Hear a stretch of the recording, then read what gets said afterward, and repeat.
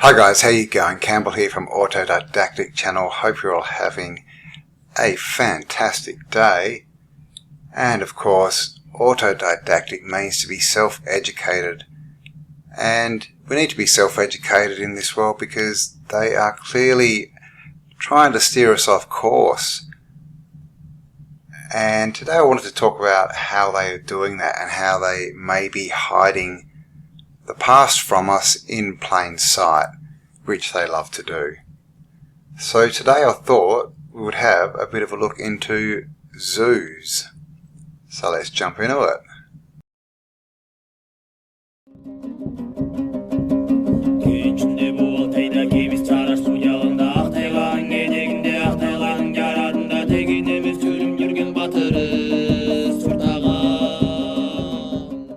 Okay, so zoo means, was basically, the etymology is that it was first used in 1847 and is short for Zoological Gardens of the London Zoological Society, established 1828 in Regent's Park to house the Society's collection of wild animals. Okay, so this is, it's just etym online for etymology, and it says 1847. It's basically when it was first used. But if we come here to the 1828 Webster's Dictionary, it's actually in here. So zoological basically just means pertaining to zoology or the science of animals. Before zoological gardens, there were menageries, private collections of exotic animals usually kept for the amusement and entertainment of royalty and their courts. Henry I, the son of William the Conqueror, established a menagerie of Woodstock in Oxfordshire which included lions and camels. Louis XIV had a menagerie built at Versailles, which was stocked with a large variety of animals, including several species of bird and a panther. Over time, however, it became apparent that species needed to be studied and preserved in the name of science, rather than kept solely for entertainment, and so began a shift from the menagerie to the zoological garden. The Zoological Garden at Regent's Park, also known as London Zoo, was first opened in 1828 to the Fellows of the Zoological Society of London. Later, in 1847, it was opened to the paying public in order to generate funding. London Zoo is the world's oldest scientific zoo, but there had been a strong interest in the natural world long before the Victorians. So there we go. So basically it's saying that zoos started off as private collections of exotic animals for royalty. Then royalty, they love their science, so they got into science and then opened these parks up to the public to raise money for research, or so we are told. So I wanted to have a bit of a look at zoos. And you can see right here, this is in the Victorian era, so we're looking at the 1800s, and this is a monkey cage. And can you see this dome? Can you see these roofs? Got that little bit of antiquity here, all old world wrought iron. And of course down the back here, got more arches, columns, porticos. Bit of Tartarian architecture in the zoo. So my question is, we know that things like golf courses and also parks, these big parks we have in cities, they're basically cover-ups for old world, the remains of the old world. I have also mentioned baseball diamonds. Because they fit the shape that we see so often, I think they might be a cover as well. They may have just designed the game around that shape. Who knows? But zoos. So I actually touched on Berlin Zoo not too long ago, and it looks like it's a star city. So it got me thinking, and I was thinking that some other zoos I'd seen, like Melbourne Zoo, the entrance, as I remember, it was very big and old world. And then Gary sent me a message with a picture of Taronga Park Zoo entranceway, and I thought, there's got to be something to this. So let's have a look at some of the zoos that we find around the world. And so a bit about Taronga Park Zoo. As you can see, big old world building. This is the opening. And it says down here, after keeping some animals at the Botanical Gardens for a number of years, Sydney's first public zoo was opened in 1883 on 7 acres located at Billy Goat Swamp in Moore Park, now Sydney Girls High School. The zoo was run by the Society for Acclimatisation. Really? The Society for Acclimatisation. That is an interesting title. Although the zoo was enlarged to 12.5 and then 15 acres, by 1905 it became clear that it was too small. So in 1909 a royal charter was granted and the name of the society changed to the Zoological Society of New South Wales. Later on an appeal was made for more land and the Zoological Society was replaced by the Taronga Zoological Park Trust, formed in 1902. Initially, the site granted was 43 acres but was enlarged to 60 acres by 1916. And George McRae, the government architect, designed the top entrance, the lower entrance and the Indian Elephant House exhibit. Okay, so who was this architect? Mr. George McRae, born in Scotland, who migrated to Australia and pursued his career in Sydney, where he became government architect of New South Wales. And it goes a bit into his life. Basically born in Edinburgh. His parents are just Duncan and Mary. They do not have their service names. Basically he just worked up the ranks and became the top architect in Sydney. And one thing, this is 1860s. I'm just wondering what they were taught in architect school, how much they actually knew about civil engineering and design and all this kind of stuff, because they were living in these buildings but they didn't seem to be building them. So it'd be interesting to see what, if we could find out what was actually in the course, what were these people being taught, because all these architects seem to be very productive. When you think these are big buildings that they're saying that they designed, like this tram depot here, these things take a long time to design, take a year or two, and then you've got to be there while they're building them as well in case they need any alterations. And so they take a lot of time. And look at the buildings that this guy's been designing. Look at that one. And what I like best about these buildings is a lot of them, like this one here, he's actually designed it as a mud flooded building. So as you can see, this is one of his buildings that he's designed. And yeah, he's designed it as a mud flood building, which is pretty impressive when you think about it.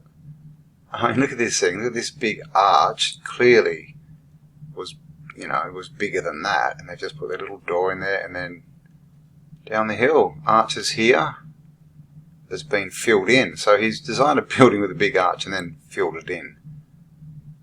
So pretty visionary work that this guy did. Of course, he also designed Taronga Park Zoo, the entrance and other buildings there. Corporation building, Queen Victoria building, look at that one. So he's designed this, the Queen Victoria building. Look at that. Oh my gosh. Big dome up the top. Antiquitech. Look at these. They look like sort of funnels, don't they? Coming down, they've all got two pillars under them. So what is this? This looks like a machine. Got our portals. Complete symmetry. And of course they plonk out the front, a statue of Queen Victoria, and say, oh no, this is the Queen's building. Because look, there's a statue out the front of it. And this is another one that he's designed. And again, he's pretty good. He's designed this as another mud flooder.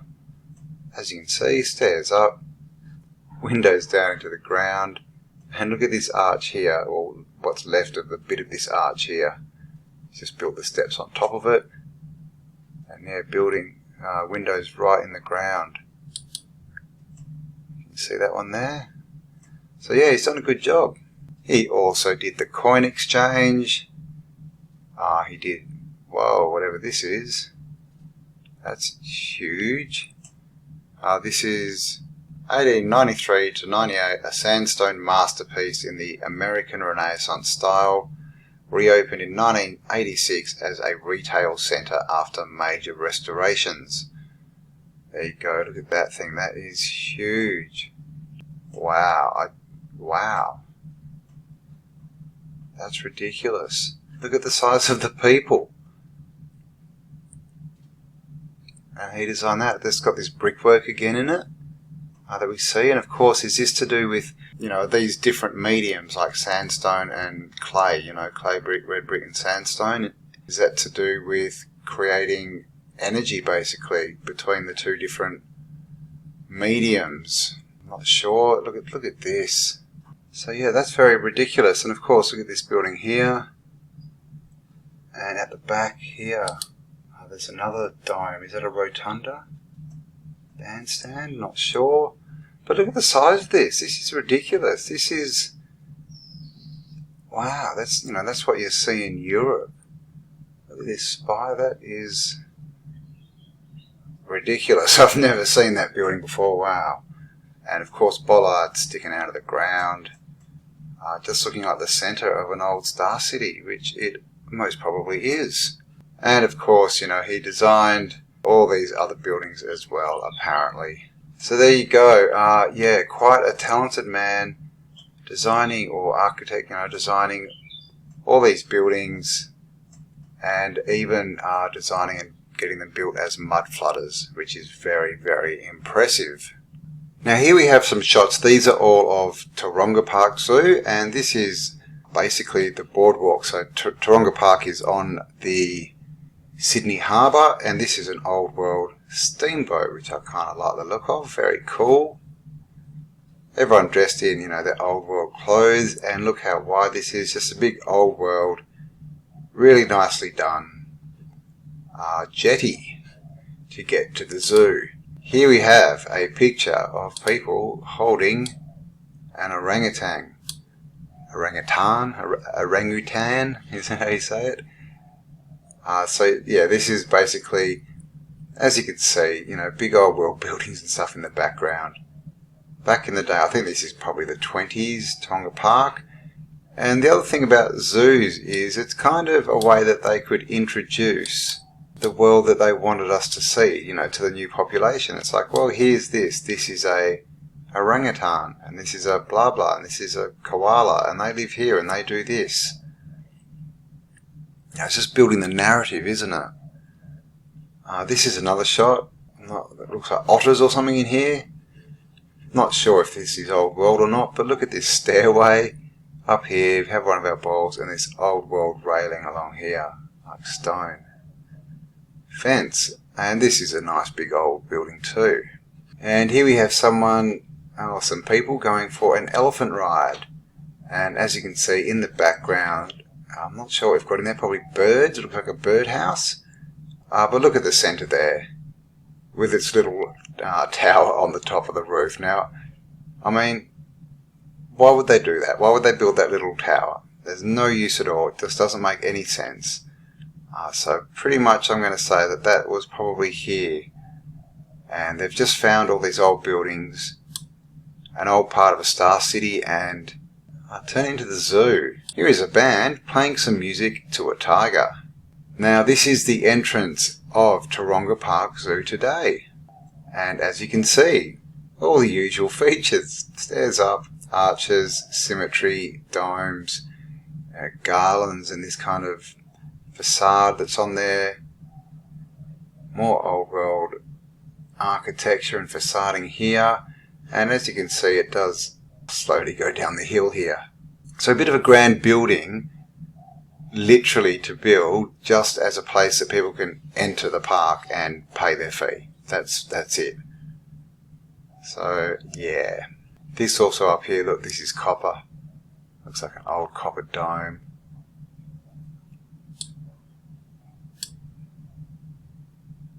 And of course they've stuck a flag on the spire. Here we have the elephant house. They've got a nice little elephant pool here, which is very nice. And they also have a nice big dome here with an Antiquitech antenna on the top. And some more old world Antiquitech here. Just a huge old world building. What do you want to say about that? That's ridiculous. And this is Mr. Elephant's house. It's not the nicest house for an elephant, is it? Just cement floors. At least he's got a pool, I guess. And maybe if he sits under this dome, he'll get some nice vibrations. And here we have the dome. As you can see, this is like a, I don't know, 3/4 dome. Bit of antiquitech on top there. And of course the big spire up here.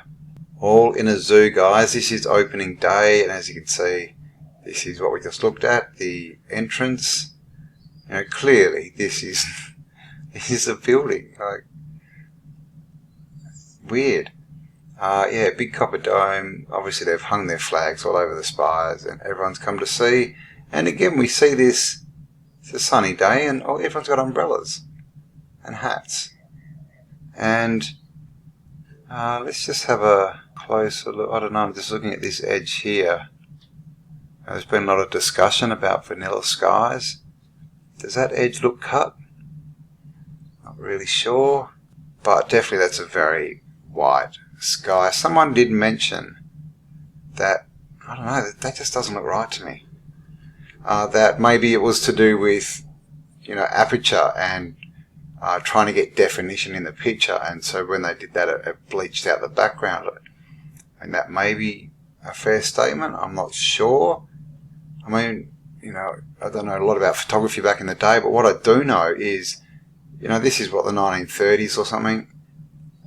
You know, we get photos, you know, the whole photo thing, you know, some photos from the 1880s are better quality than the ones from the 1920s. So there's something weird going on with photography. I think they're just using them to jumble up the timeline or something. Because it's definitely not, you know, they don't fit chronologically in order when you look at all these old photos. They just, and the footage as well, same with footage, you know, some of the old stuff's crystal clear and the newer stuff's just grainy as. It's very strange. And here we have some pics of the Taronga Park Zoological Gardens.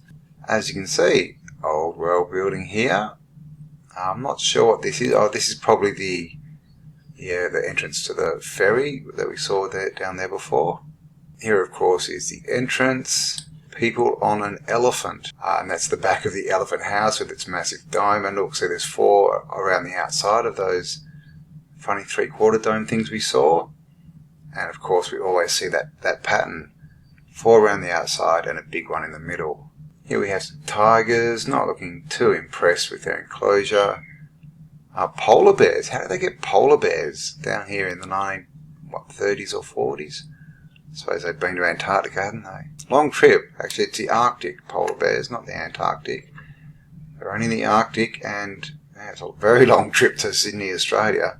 Poor Lion didn't get a cage. He just has to run around and feed himself. And this is main entrance. Maybe this is the back side of the main entrance. It must be. And as you can see, it's got another half dome here. And this is the entrance today. Of course, they've painted it all up to make it look nice. Very, you know, it's good they've kept the dome here. And this is the thing. Like, this is clearly an old world building. It's been repurposed into, you know, there was, you know, a collection of buildings clearly, and they've just repurposed them into a zoo.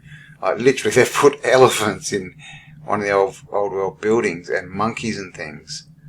And it's all to cover up, you know, the old world, to change the timeline. But it's also to introduce animals and to tell people where they came from, what the deal is, what they do, you know, to basically, you know, build their facade in our mind of where we are and what world we're inhabiting. So, you know, a bit of a double purpose there, but they, you know, everything they do has more than one purpose. They, of course, being the parasites. And here's just a shot from the zoo looking out at Sydney Harbour. I've got the bridge here. Big line of old world buildings here. And in the background, look at this massive spire. Looks like it's coming off a dome. Not sure what that is. There you go. This is a picture of Perth Zoo back in the day. And as you can see, again, just full of, you know, got our rotundas here. Just looking like there's just old world stuff all through here. Just, you know, the way everything's looking. Arches here. Can't really see that building. And everyone in their old world garb. And a bit on Adelaide Zoo as well. So Adelaide Zoo is more than 135 years old. and has been an integral part of the South Australian community for a very long time. The society officially commenced on the 23rd July 1878, and basically they formed a zoological society. The name changed again to the South Australia Zoological and Acclimatisation Society. So what are they acclimatising to? Like, what's that about? I mean, that they're not acclimatising the animals, are they? They're just chucking them out in cages in the hot Australian sun. So that's interesting. Blah, blah, blah. So basically, kings came down, all this kind of stuff, and they built a zoo. Now, Adelaide's a definite star city. You can still see the outline of it, and it's called the City of Churches in Australia. So it's full of, what we call cathedrals. But yeah, so that's Adelaide. Look at that. Big domes in the background. And all this brickwork again. Again, this is the Elephant House. So this is Adelaide, and just like Sydney, they decided to build, an old world building with domes and antiquitech for the elephant to live in. And another bit popping out here. Here's another building, probably old world. You see this a lot. They re-roofed them. This was probably like a big domed building, but they've kind of flattened it out. And this, we see this, it's just everywhere in Australia, this wrought iron, sort of trim, and they put it on all the verandas like this. You see it everywhere. Of course they make it, they make fake crappy stuff now, but the actual old stuff was wrought iron, like solid iron, and it's still everywhere. Here's the entrance again with this Moorish type brickwork. We're calling it Moorish. It's probably to do with, I don't know, some kind of something. I have no idea. When it's just a brick pillar like that, I don't know. Did it used to have energy running through it? I don't know. It could just be telling us what this place was, what the machines in there did. Who knows? But there we go. We've got Mr. Plot out the front, and just, old world entrance. They just stick up their big sign across the top. And they go, yep, we built the whole place. And here are some pictures from back in the day. Now this one is from London. Their first zoo. We have obviously a zebra here. We have someone doing an impression of Charlie Chaplin, or maybe he's reading him his last rites, not sure. But look at this building. Completely old world, what we see everywhere. And even this drain pipe, look at how ornate it is for a zebra.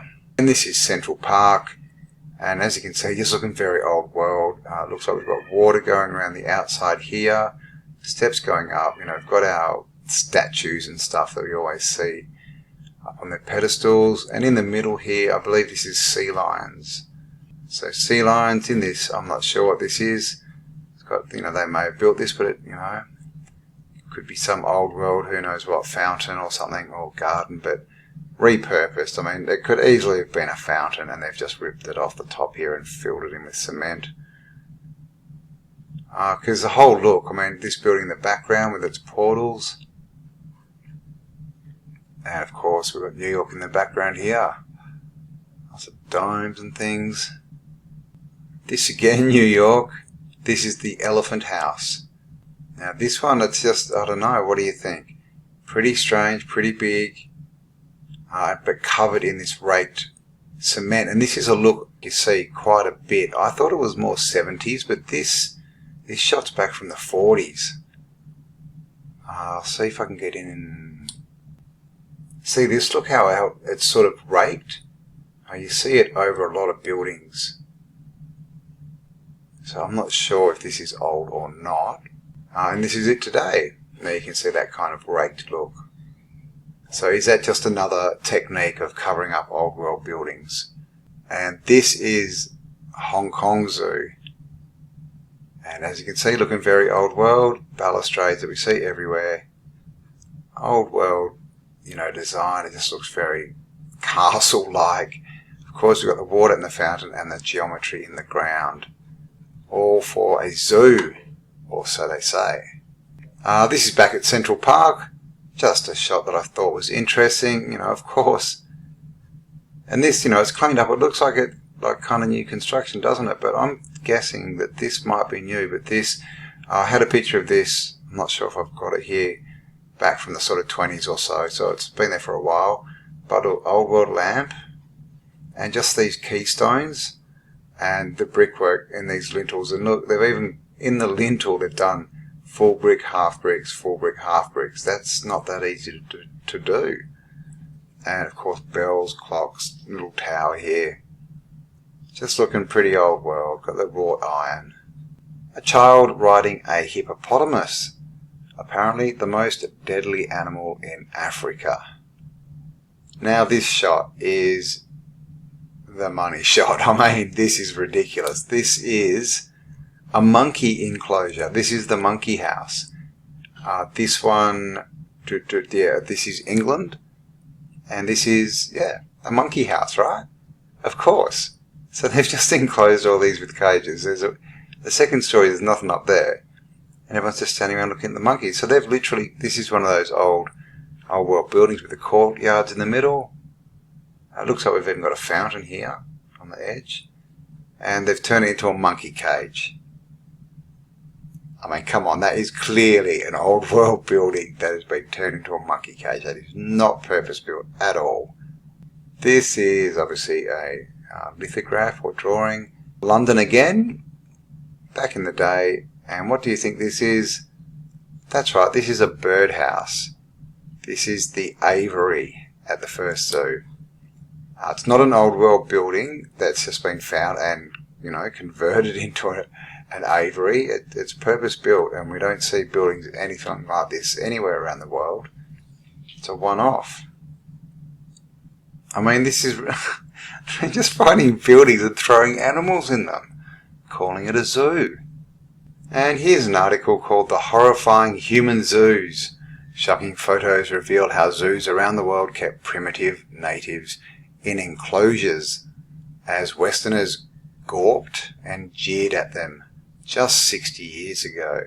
Horrifying images show how black and Asian people were displayed in zoo enclosures around the world.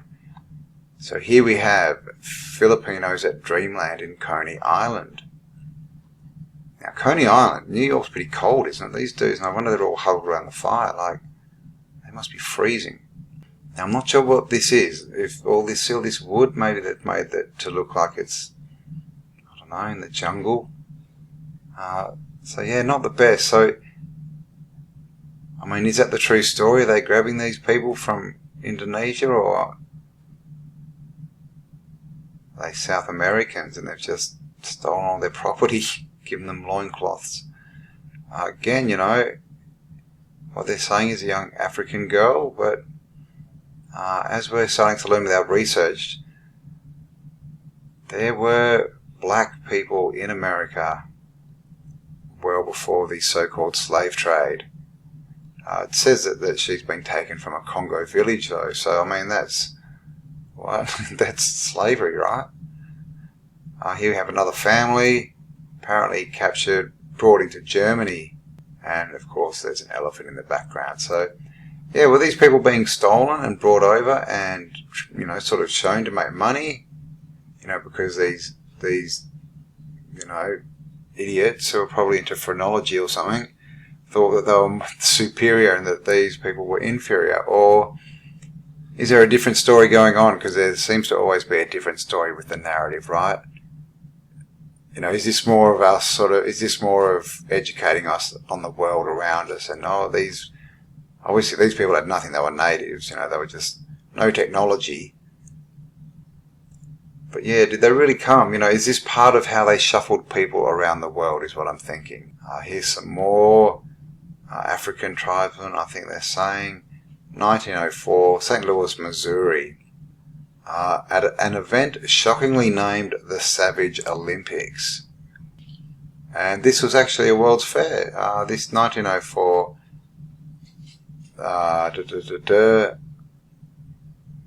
the Louisiana Purchase Exposition, and these Igorot men from the Philippines. They're saying, looks like they've grabbed the whole tribe. And they're just dancing around. So again, is this, I don't know, is this how they were moving people around, moving different populations? Is it a true story? Is it a false story? Is it just, the controllers, the psychopaths just treating we people like chattel again? Or is something else going on? And here we have a picture I showed in my last video about Berlin Zoo. This is the entranceway to Berlin Zoo. And of course we can see horse and cart. So you would build a 4-story, hugely oversized building as an entranceway. It's just the entranceway to a zoo, wouldn't you? I mean, it doesn't make sense at all. And as we've seen, there are buildings, old world buildings throughout most of the zoos, especially the older zoos. So is this just a cover-up, for Star Cities, just part of the narrative to say, nah, nothing to see here. This is not part of an ancient civilization. We built this for animals to live in. I mean, people bought it. This is the thing, isn't it? Well, we just told and we just accepted it. And then is the secondary part that's part of our indoctrination to tell us this animal is like this, it lives here, it does this. These people are from here, they do this, they look like this. Is it because it just looks like, shipping all these people and animals around the world?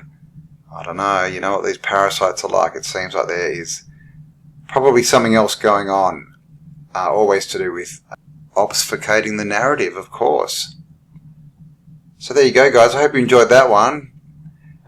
Zoos, are they another big cover-up, just like golf courses and, botanical gardens, things like that? So have an awesome day. Thanks for spending some time with me, and I'll talk to you all on the next upload. Bye for now.